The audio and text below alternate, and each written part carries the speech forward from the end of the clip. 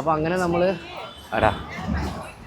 അങ്ങനെ നമ്മൾ നമ്മുടെ രണ്ടാമത്തെ ദിവസം ഡൽഹിയിൽ സ്റ്റാർട്ട് ചെയ്തു. രാവിലെ ഭക്ഷണം കഴിച്ചില്ലെങ്കിൽ ഇയാൾക്ക് ചെറിയ പ്രശ്നങ്ങളുണ്ട്. രാവിലെ നല്ല പ്രശ്നമുണ്ട്. അപ്പം ഫുഡ് ബ്രേക്ക്ഫാസ്റ്റ് കഴിഞ്ഞിട്ട് ഇനി ബാക്കി പരിപാടികളിലേക്ക് നടക്കാം. ഞങ്ങളിപ്പോൾ ഉള്ളത് ഈ സ്ഥലത്തിൻ്റെ പേരെന്താണോ?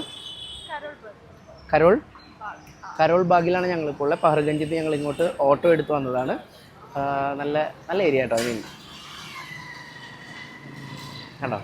എന്തായാലും ഞങ്ങൾ കയറാൻ പോകുന്ന ഹോട്ടലിൻ്റെ പേര് ദ ദാബ ജംഗ്ഷൻ. എന്തായാലും ഭക്ഷണം കഴിച്ചിട്ട് ഇനി ബാക്കി പരിപാടികൾ നോക്കാം. എന്തായാലും രാവിലത്തെ ബ്രേക്ക്ഫാസ്റ്റ് കഴിഞ്ഞിട്ട് ബാക്കി പരിപാടികൾ നോക്കാം. എന്താണ് ബ്രഞ്ച് കഴിഞ്ഞിട്ട് ഇനി ബാക്കി പരിപാടികളിലേക്ക് പോകാം. നമ്മുടെ ഇന്നത്തെ പ്ലാൻ എന്താണെന്ന് വെച്ചാൽ ഭക്ഷണം കഴിച്ച് കഴിഞ്ഞിട്ട് ഇവിടെ ഞങ്ങൾക്ക് ലഗേജസ് ഉണ്ട്. അപ്പോൾ ഈ ലഗേജ് തൂക്കിക്കൊണ്ട് നടക്കുക it's very difficult.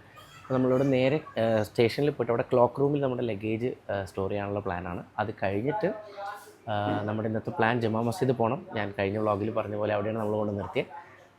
Jama Masjid പോകണം. അവിടെയുള്ള സ്ട്രീറ്റ് ഒന്നുകൂടി ഒന്ന് എക്സ്പ്ലോർ ചെയ്യണം.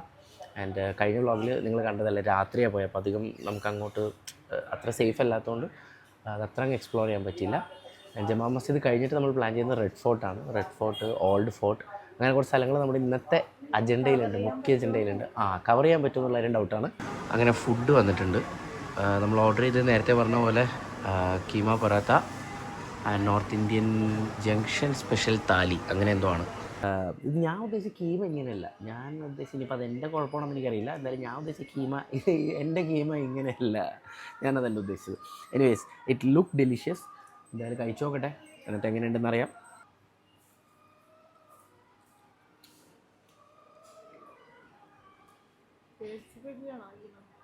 പേടിച്ച് കഴിക്കണമല്ല, ചൂട്. Hi brother. മൈൻഡ് ചെയ്തില്ല, ഒത്തില്ല. ഞാൻ ഹായ് ബ്രദർ എന്ന് പറഞ്ഞു മൈൻഡ് ചെയ്തില്ല അയാൾ. എനിവേസ് കേട്ടില്ല. എനിവേസ് നാളെ എന്തായാലും ഇത് കൊള്ളാട്ടോ.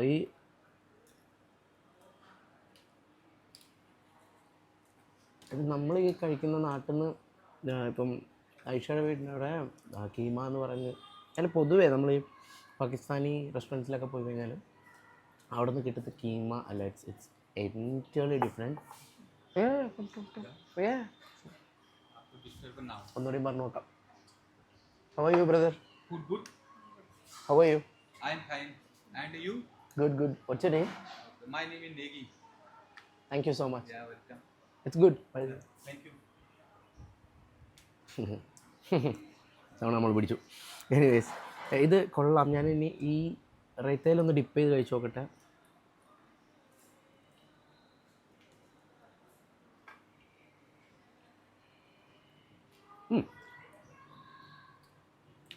ഡിപ്പ് ചെയ്ത് കഴിക്കുമ്പോൾ കേട്ടോ ഭയങ്കര ടേസ്റ്റ് ഉണ്ട്. ഇതാണ് ഈ നോർത്ത് ഇന്ത്യൻ താലി എന്ന് പറയുന്ന സാധനം. എങ്ങനെയുണ്ടോ? സോറി, നോൺ വെജ് താലി. എങ്ങനെയുണ്ട്? ഓക്കെ. അപ്പോൾ എന്തായാലും കഴിച്ചോ. പക്ഷേ ഇത് മോശം പറയാനില്ല കേട്ടോ ഗൈസ്, കൊള്ളാം, ഒരു അന്തസ്സുണ്ട്. അങ്ങനെ നമ്മൾ നമ്മുടെ ബ്രഞ്ച് കഴിച്ച് കഴിഞ്ഞു. ഇവിടെയുള്ള ചേട്ടന്മാരായിട്ട് സംസാരിക്കുകയായിരുന്നു. They are too good. അതിലൊരാൾ, ഈ ഇരിക്കുന്ന പുള്ളിക്കാരൻ കേരളത്തിൽ വർക്ക് ചെയ്തിരുന്നതാണ്. പുള്ളി പറഞ്ഞു കേരളം ഭയങ്കര എഡ്യൂക്കേറ്റഡ് ആയിട്ടുള്ള ആൾക്കാരുടെ സ്ഥലമാണ്, നല്ല സ്ഥലമാണ്. ആൻഡ് അത് കേൾക്കുമ്പോൾ ഭയങ്കര ഹാപ്പിയാണ്, ഭയങ്കര പ്രൗഡാണ്. അപ്പോൾ നമ്മളിനി ഇവിടെ നിന്ന് പോകുന്നത് റെഡ് ഫോർട്ടിലോട്ടാണ്. ഇവിടുന്ന് ഒരു 30 മിനിറ്റ്സ് പറയുന്നുണ്ട് ഊബറിൽ. അപ്പോൾ എന്തായാലും റെഡ് ഫോർട്ട് പോകുന്ന വഴിക്കുള്ള യാത്രകളൊക്കെ കാണിച്ചു തരാം. എന്തായാലും ഭക്ഷണം കഴിച്ച വയറ് പറഞ്ഞു. ഇനിയിപ്പോൾ ഈ സാധനങ്ങൾ കൊണ്ട് പോക്കാണ് പ്രശ്നം. കാരണം നേരത്തെ ഞാൻ പറഞ്ഞത് ക്ലോക്ക് റൂമിലോട്ട് പോകുന്നതാണ് ഇവിടെ നിന്ന് ഡയറക്റ്റ്. പക്ഷേ അതിനുള്ള സമയം നമുക്കില്ല. അപ്പോൾ അതുകൊണ്ട് നമ്മൾ ഡയറക്റ്റ് ഇവിടെ നിന്ന് ഈ ലഗേജും കാര്യങ്ങളൊക്കെ ആയിട്ട് നേരെ പോവാണ് ടു റെഡ് ഫോർട്ട്.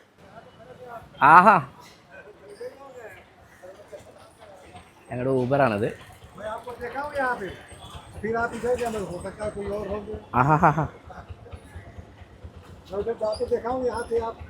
കയറിക്കോ. എന്തായാലും ഞങ്ങൾ റെഡ് ഫോർട്ടിലോട്ട് ഓട്ടോ എടുത്ത് പോവാണ്. ഞാൻ പറഞ്ഞില്ലേ ഇവിടെ ഭയങ്കര ബുദ്ധിമുട്ടാണ് നമുക്ക് ഓല ഊബറൊക്കെ കിട്ടാൻ. അപ്പോൾ എന്തായാലും ഞങ്ങൾ അകത്തോട്ടൊന്ന് കയറട്ടെ. ഗൈസ്, വന്നത് ജൂലൈയിലാണ്. നാട്ടിൽ ഭയങ്കര മഴയാണ്, അതൊക്കെ ഞാൻ സമ്മതിച്ചു. Delhi is hot. എൻ്റെ അമ്മ ഹ്യൂമിഡിറ്റി എന്നൊക്കെ പറഞ്ഞാൽ അസാധ്യ ഹ്യൂമിഡിറ്റിയാണ്. എന്തായാലും ഇവിടുന്ന് 30 മിനിറ്റ്സ് ഞങ്ങൾ ഈ ഓട്ടോയിൽ ഇരിക്കണം.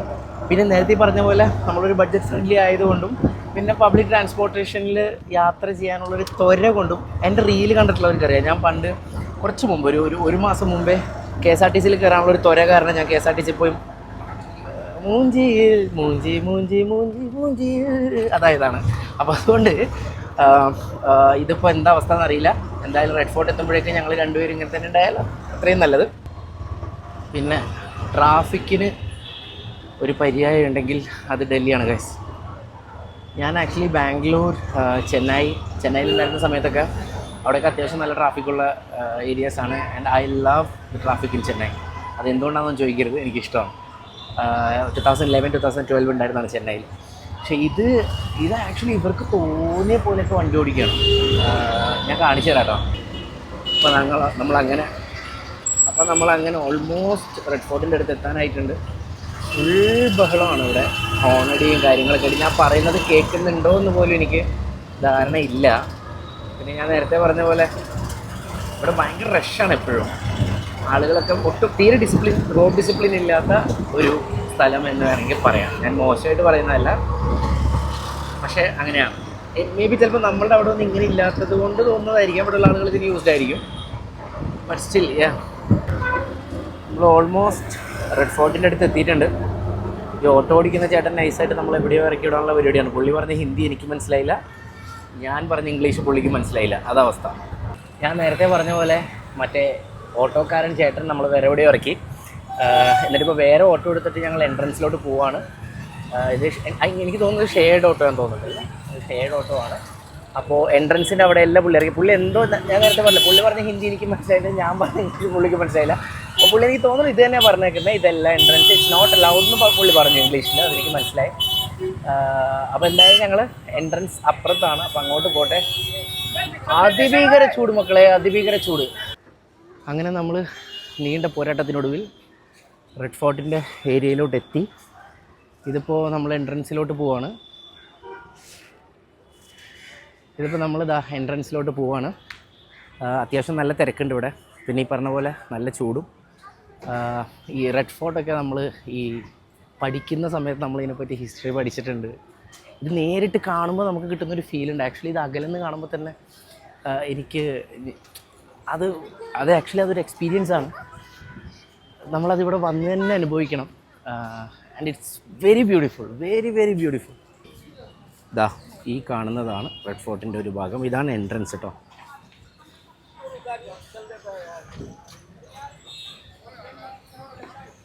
ഈ ഊബറൊക്കെ ഇടുന്ന സമയത്ത് നമ്മൾ എക്സാക്റ്റ് എൻട്രൻസ് എന്ന് തന്നെ ഇടണേ. കാരണം ഞങ്ങൾ വന്ന സമയത്ത് ജസ്റ്റ് റെഡ് ഫോർട്ട് എന്ന് ഇട്ടിട്ട് ഈ പറഞ്ഞ പോലെ തൊട്ടപ്പുറം കൊണ്ട് നിറക്കി. പിന്നെ അവിടെ നിന്ന് നമ്മൾ അടുത്ത ഓട്ടോ പിടിച്ച് വരണം. അതുകൊണ്ട് ഊബറിൽ നമ്മൾ ലൊക്കേഷൻ ഇടുമ്പോൾ എക്സാക്റ്റ് റെഡ് ഫോർട്ട് എൻട്രൻസ് എന്ന് തന്നെ ഇടണം കേട്ടോ. അതല്ലെങ്കിൽ നമ്മൾ വേറെ സ്ഥലത്ത് പോകും. പിന്നെ ഭയങ്കര ക്രൗഡഡ് ആയതുകൊണ്ട് ഇറ്റ്സ് വെരി ഡിഫിക്കൽട്ട്. ഇതിങ്ങനെ നേരി കാണുമ്പോൾ കിട്ടുന്നൊരു ഒരു ഒരു ഒരു ഒരു സന്തോഷമുണ്ടല്ലോ, അത് പറഞ്ഞറിയിക്കാൻ പറ്റില്ല കേട്ടോ. എന്തായാലും ഞങ്ങൾ ഇന്ന് വന്ന ഈ ദിവസം ഇവിടെ എൻട്രൻസ് ഫ്രീ ആണ്. അതല്ലെങ്കിൽ നമ്മൾ ഓൺലൈൻ ടിക്കറ്റ് ബുക്ക് ചെയ്തിട്ട് വേണം വരാൻ. ഇന്നിപ്പോൾ എൻട്രൻസ് ഫ്രീ ആണ്. ഇവിടെ ഗൂഗിൾ പേ എടുക്കാത്തത് കൊണ്ട് ഞങ്ങൾ നടക്കേണ്ടി വരും. അല്ലെങ്കിൽ ഇവിടെ ഈ റിക്ഷ സർവീസ് ഉണ്ട്.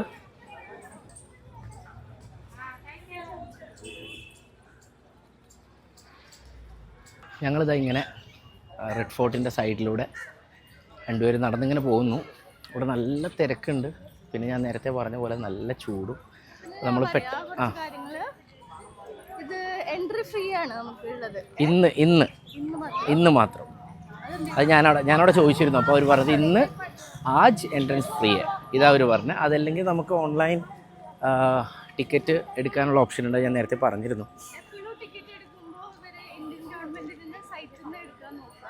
ടിക്കറ്റ് എടുക്കുമ്പോൾ ഇന്ത്യൻ ഗവൺമെൻറ്റിൻ്റെ സൈറ്റിൽ നിന്ന് എടുക്കാൻ നോക്കുക. പിന്നെ ഈ സൈഡിലേക്ക് കാണുന്നതാണ് റെഡ് ഫോർട്ട്.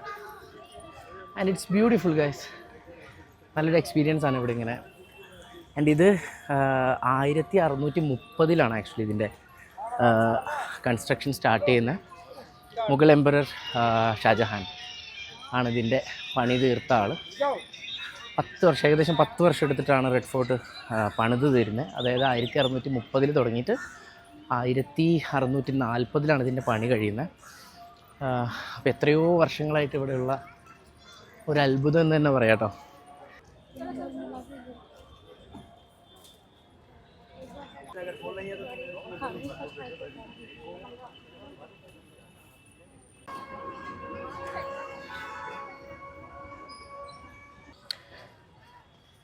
ഏകദേശം 500 മീറ്റർ എൻട്രൻസിൽ നിന്ന് നടന്നു വരുമ്പോൾ നമുക്ക് ഈ ഒരു വ്യൂ കിട്ടും.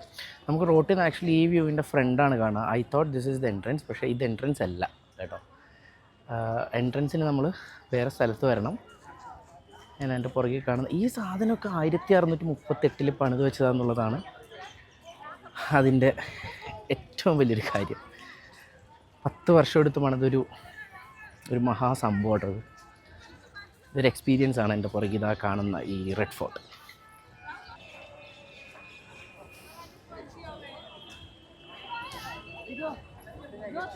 ആൻഡ് അൺഫോർച്ചുനേറ്റ്ലി ഇന്ന് ഇവിടെ മ്യൂസിയം അലൗഡ് അല്ല. എനിക്കറിയില്ല എന്താണെന്ന്, എൻട്രൻസ് ഇല്ല അവിടെ നിന്ന് അങ്ങനെയാണ് പറഞ്ഞത്. പക്ഷേ റെഡ് ഫോർട്ട് പുറത്തുനിന്ന് ഇങ്ങനെ കാണാനുള്ള എൻട്രൻസ് ആണെങ്കിൽ ഇന്ന് ഫ്രീയുമാണ്. There is no museum visit today. I don't know why. എന്തായാലും നമ്മളിതിങ്ങനെ നടന്ന് കുറേ കണ്ടു. I'm so happy by the way.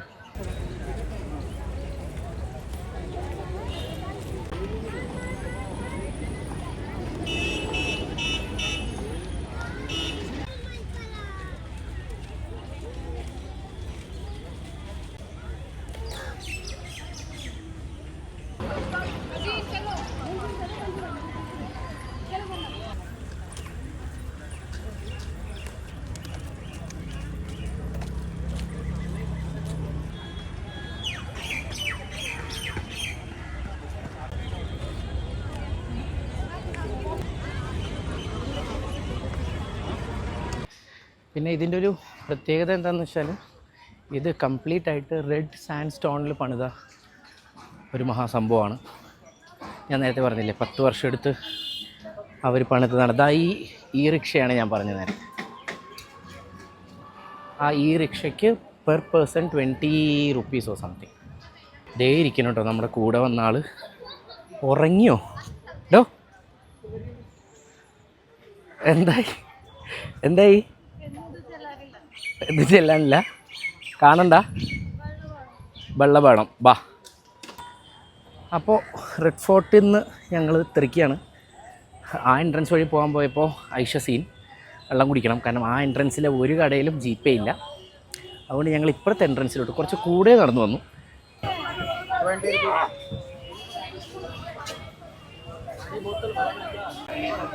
Red ഫോർട്ടിൻ്റെ നേരെ ഫ്രണ്ടിലുള്ള ഏരിയയുടെ തിരക്കായി കാണാം. നേരെ ഫ്രണ്ടിൽ ഇതാണ് റെഡ് ഫോർട്ടിൻ്റെ എക്സിറ്റ് കേട്ടോ. അപ്പോൾ ഞങ്ങൾ റെഡ് ഫോർട്ടിൽ നിന്ന് ഇറങ്ങി ഫോൺ ചാർജ് ചെയ്യാൻ വേണ്ടി കഫേ കോഫി ഡേയിൽ പോയിട്ട് ഞങ്ങൾ ആക്ച്വലി ഈ ലഗേജ് എല്ലാം ഇന്ന് രാത്രി ആഗ്രയ്ക്ക് പോകുന്നതുകൊണ്ട് അവിടുന്ന് ചെക്കൗട്ട് ചെയ്തിട്ട് ഇറങ്ങിയത് കൊണ്ട് തന്നെ ലഗേജ് ഒന്നും എവിടെയും വെക്കാൻ പറ്റിയില്ല. പിന്നെ ഇവിടെ സെൽഫി സ്റ്റിക്ക് യൂസ് ചെയ്യാൻ പറ്റാത്തതുകൊണ്ടാണ് കയ്യിൽ പിടിച്ച് ചെയ്യണേ. അപ്പോൾ ക്ലോക്ക് റൂമിൽ ഈ ലഗേജ് വെച്ചിട്ട് വേണം ഞങ്ങൾക്ക് ജമാ മസ്ജിദ് സൈഡിലോട്ട് പോകാൻ. ഇതാണ് ക്ലോക്ക് റൂം. ഇവിടെ നമുക്ക് നമ്മുടെ ലഗേജ് കാര്യങ്ങളൊക്കെ ഇവിടെ ലോക്ക് ചെയ്യാം. ഇതാണ് ഇതിൻ്റെ പ്രൈസ് വരുന്നത്. ഇതാണ് ഇതിൻ്റെ പ്രൈസ് വരുന്നത്. 24 hours Rs30 per unit, Rs60 per locker. ഇവിടെ തന്നെ നമുക്ക് സ്റ്റേയും ഉണ്ട്. വേണമെങ്കിൽ ഇവിടെ സ്റ്റേയും ചെയ്യാം കേട്ടോ. രാത്രിയൊക്കെയാണ് ട്രെയിൻ അല്ലെങ്കിൽ ഉച്ചയോടുകൂടി നമ്മുടെ എല്ലാം പരിപാടിയൊക്കെ കഴിഞ്ഞെങ്കിൽ നമുക്ക് ഈ ഭാഗത്ത് തന്നെ ഇവിടെ തന്നെ നമുക്കൊരു സ്റ്റേയും ഉണ്ട് 24 hours. ഒരു വിചിത്രമായ ആചാരം. സിറ്റിയിൽ നടുക്ക് ഈ വാട്ടർ ഫൗണ്ടെയിൻ ഉണ്ട്. ആ വാട്ടർ ഫൗണ്ടെയിനിൽ കളിക്കുന്ന കുട്ടികളെ ആഹാ, ഇതിവിടെ മാത്രം. ഈശ്വര.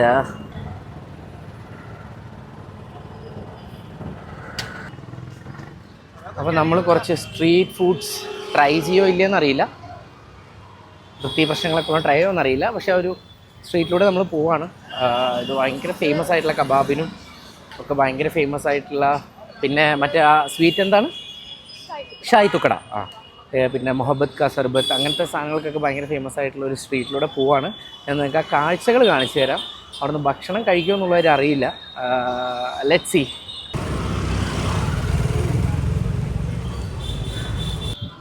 നമ്മൾ ഈ സ്ട്രീറ്റിലൂടെയാണ് ഡൽഹി ജുമാ മസ്ജിദിലോട്ടും പോവുക. ഈ ജുമാ മസ്ജിദിൻ്റെ സൈഡിലാണ് ഈ പറയുന്ന പോലെ കുറേ ഫുഡ് ഒക്കെ കിട്ടുന്നൊരു സ്ട്രീറ്റുള്ള. ഞങ്ങളിപ്പോൾ ആ സ്ട്രീറ്റിലൂടെ ഇങ്ങനെ പൊയ്ക്കൊണ്ടിരിക്കുകയാണ്. പിന്നെ ഇന്നലെ ആക്ച്വലി ഞങ്ങൾ കയറിയ ഓട്ടോയിൽ ആ ചേട്ടൻ പറഞ്ഞു നോൺ വെജിന് പോകണമെങ്കിൽ നിങ്ങൾക്ക് ഏറ്റവും നല്ലത് ജുമാ മസ്ജിദിൻ്റെ സൈഡിൽ പോകുന്നതാണ്. ഇനി നോൺ വെജ് അല്ലാതെ വെജ് ആണെങ്കിൽ ഇതിനപ്പുറത്ത് ചാന്ദിനി ചൗക്ക് എന്ന് പറഞ്ഞിട്ടൊരു മാർക്കറ്റ് ഉണ്ട്, നിങ്ങൾക്ക് എല്ലാവർക്കും അറിയാൻ പറ്റും. അപ്പോൾ അവിടെ ആണ് വെജിന് പോകേണ്ടത്. നോൺ വെജ് ആണെങ്കിൽ കബാബ് പോലുള്ള സംഭവങ്ങളൊക്കെ ആണെന്നുണ്ടെങ്കിൽ ദിസ് ഈസ് ദ സ്ട്രീറ്റ്. ആ കാണുന്നതാണ് ജുമാ മസ്ജിദ്. ഇതാണ് ഈ പറയുന്ന സ്ട്രീറ്റ്. ഇവിടെ വേറൊരു വൈബാണ് കേട്ടോ. നമ്മൾ ആക്ച്വലി ഇവിടെ നടക്കുമ്പോൾ പുറകിലും കൂടി ഒരു കണ്ണ് വേണം. കാരണം ഈ കാണുന്ന റിക്ഷകൾ നമ്മുടെ പുറകിൽ വന്നിട്ട് തൊട്ട് പുറകിലൊക്കെ വന്നിട്ട് ഹോൺ അടിച്ച് കളയും. അത് ഭയങ്കര ബുദ്ധിമുട്ടാണ് ആക്ച്വലി. കണ്ടോ കണ്ടോ കണ്ടോ കണ്ടോ കണ്ടോ കണ്ട ഇതാണ് അവസ്ഥ. അപ്പോൾ നമ്മളിവിടെ നടക്കുമ്പോൾ ഭയങ്കര കെയർഫുള്ളായിരിക്കണം. അതല്ലെങ്കിൽ it will be very difficult. ഇതൊക്കെയാണ് ഈ പറയുന്ന മേജർ സ്ട്രീറ്റ് ഫുഡ്സ്. ഇവിടെ നിന്ന് ഇനി ഇങ്ങോട്ട് നടന്നു കഴിഞ്ഞാൽ കംപ്ലീറ്റ് സ്ട്രീറ്റ് ഫുഡ്സാണ്. ഇവിടെ ഈ സ്നാച്ചിങ് പ്രശ്നമൊക്കെ ഉള്ളതുകൊണ്ടേ നമുക്ക് ഫോൺ അങ്ങനെ എന്താ പറയുക പൊക്കി പിടിച്ച് വീഡിയോ എടുക്കാൻ പറ്റില്ല. അപ്പോൾ അതിൻ്റേതായ ബുദ്ധിമുട്ടുകളുണ്ടാവും.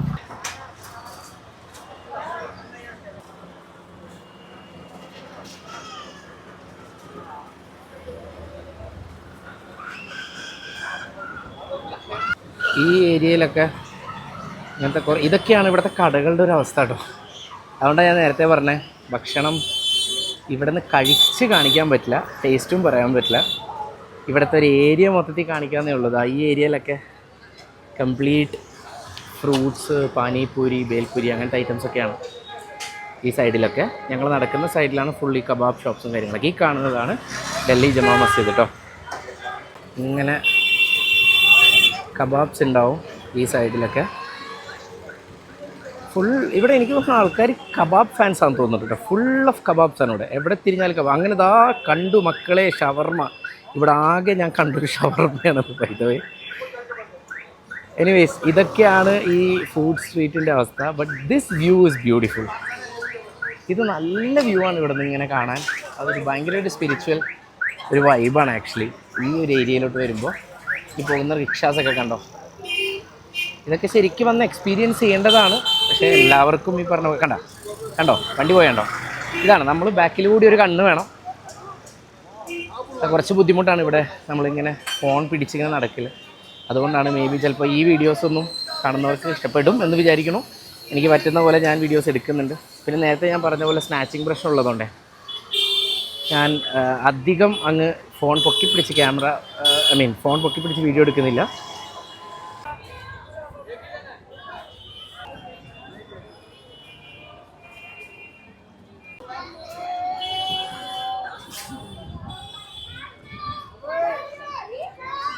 ഓ മൈ ഗോഡ്, ഇതാണ് ഡൽഹി ജമാ മസ്ജിദ് വ്യൂ കേട്ടോ.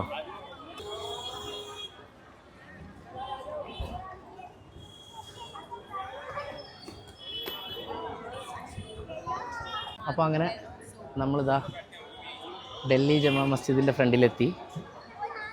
ഞങ്ങൾ ഇന്നലെ ആക്ച്വലി ഇവിടെ പ്ലാൻ ഉണ്ടായിരുന്നു വരാൻ, പക്ഷെ ഇന്നലെ വരാൻ പറ്റിയില്ല. കാരണം സമയം ഒരുപാട് വൈകിപ്പോയി. പിന്നെ ഈ സ്ട്രീറ്റിൽ കയറി ഞങ്ങൾ സത്യം പറഞ്ഞാൽ കുടുങ്ങിപ്പോയി. കാരണം ഒരറ്റമില്ലാത്ത സ്ട്രീറ്റ് പോലെ. ഞങ്ങളൊരു സ്ട്രീറ്റിൽ കയറി പിന്നെ തിരിച്ചങ്ങോട്ട് പോയി. ഏകദേശം എനിക്ക് തോന്നുന്നു ഒരു 2-3 കിലോമീറ്ററിന് പുറത്ത് ഞങ്ങൾ നടന്നു. ആ സ്ട്രീറ്റിൽ വലിയ സ്ട്രീറ്റ്. അവസാനം ഞങ്ങൾ ചോദിച്ചിട്ടാണ് ഞങ്ങൾ എന്താ പറയുക സ്ട്രീറ്റിൻ്റെ പുറത്തെത്തിയത്. അപ്പോൾ എന്തായാലും ജമാ മസ്ജിദ് കാണാൻ വേണ്ടിയതാ.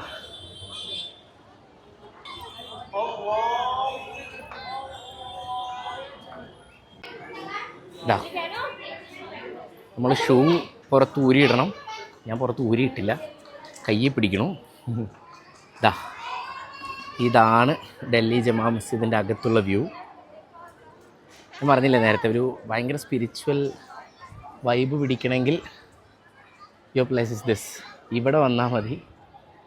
ഓ മൈ ഗോഡ്.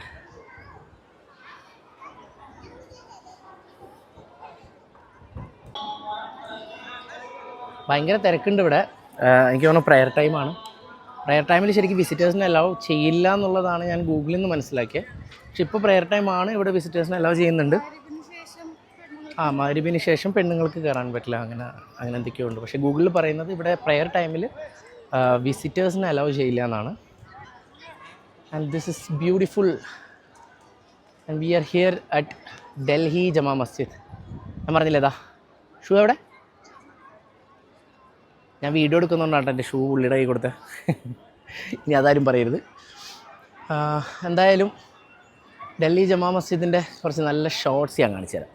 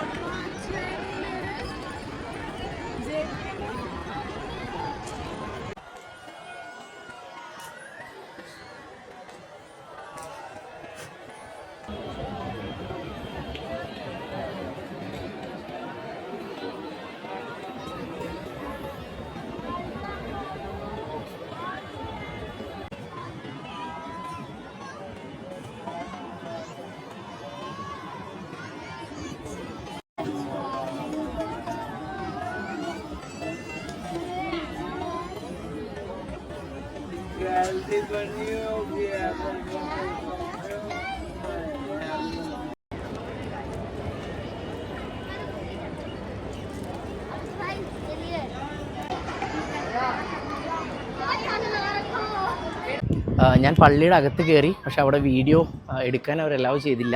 അങ്ങനെ ഒരു പ്രശ്നം നേരത്തെ ഉണ്ടായെന്ന് എനിക്ക് തോന്നുന്നില്ല കേട്ടോ. ഇപ്പോൾ അവർ പള്ളിയുടെ അകത്ത് വീഡിയോ എടുക്കാൻ അലൗ ചെയ്യുന്നില്ല. എന്തായാലും അകത്ത് കയറി കണ്ടു. അപ്പോൾ എന്തായാലും നമ്മൾ ഡൽഹി ജമാ മസ്ജിദിൽ നിന്ന് ഇറങ്ങി. ഈ പറയുന്ന പോലെ വ്ളോഗിൽ നമ്മൾ കുറച്ചാണ് കേട്ടോ, എല്ലാം കുറച്ചാണ് ഇടുന്നത്. നിങ്ങളെ ബോറടിപ്പിക്കേണ്ട എന്ന് വിചാരിച്ചിട്ട് നല്ല നല്ല സൈഡും നല്ല നല്ല വ്യൂസും മാത്രമാണ് വ്ളോഗിലിടുന്നത്. നമ്മൾ ആക്ച്വലി ഒരു 1.5 hours അവിടെ സ്പെൻഡ് ചെയ്തു. അത്ര തന്നെ സ്പെൻഡ് ചെയ്യാനുള്ളൂ.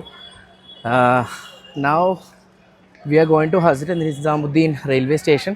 എൻ്റെ പൊന്നെ വെള്ളി. ഹസ്രത്ത് നിസാമുദ്ദീൻ റെയിൽവേ സ്റ്റേഷൻ. ഇന്ന് രാത്രി നമ്മൾ ആഗ്രയിൽ പോവും. രാത്രി ആഗ്രയിൽ സ്റ്റേ ആണ്. അത് കഴിഞ്ഞിട്ട് നാളെ ഗ്രേറ്റ് താജ്മഹൽ. അപ്പോൾ എന്തായാലും കുറച്ചുകൂടി സ്ട്രീറ്റ് വിശേഷങ്ങൾ കാണാം.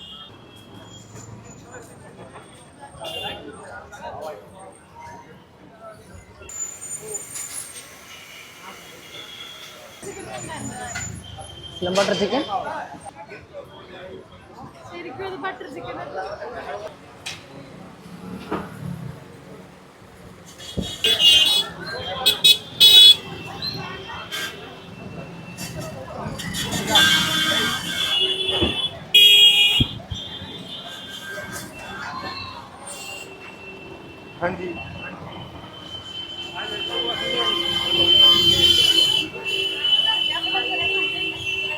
അങ്ങനെ ഇവിടെ ഈ സ്ട്രീറ്റിൽ അത്യാവശ്യം നല്ലൊരു ഹോട്ടലാണെന്ന് തോന്നുന്നത്.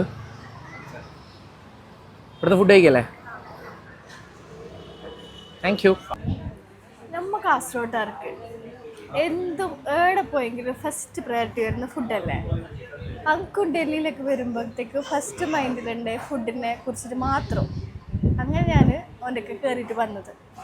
പക്ഷേ ഇവിടെ എത്തിയിട്ട് സ്ട്രീറ്റിലെല്ലാം നോക്കുമ്പോഴത്തേക്കും എല്ലാവരും പറയുന്നത് ശരി തന്നെ, അവിടെ ഇടുന്നല്ലോ ഓരോന്ന് മീറ്റ് വെറുതെ വേറെ കേടാക്കണ്ടല്ലോ. അങ്ങനെ ഞാൻ എൻ്റെ ആ മൈൻഡ് മാറ്റിയിട്ട് കുറച്ച് ഹൈജീനിക് ആയിട്ടുള്ള ഏരിയ നോക്കിയിട്ട് മാത്രം കഴിക്കുന്നത്.